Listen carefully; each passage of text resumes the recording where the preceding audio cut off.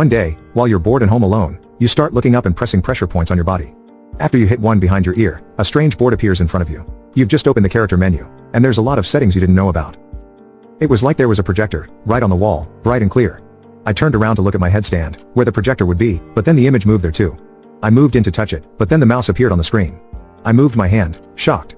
There was a loading bar, and the mouse waved across the screen as the bar filled up. Then it appeared. Character traits, read the top of the screen. There was a small bar at the bottom of the screen that read 10 trait coins available. Across the screen there was a list of traits. Situational awareness, 1 point. Upgrade? The final day of high school, right after graduation. The school had rented out Disneyland for the night, and everyone had gone off to do the big new coasters or Matterhorn, but she had wanted to go to Splash Mountain. So there we were, standing in line, with only a few people ahead of us. You never told me who you liked, Angela said. Come on. It's the last day. You act like it's the last time we'll hang out.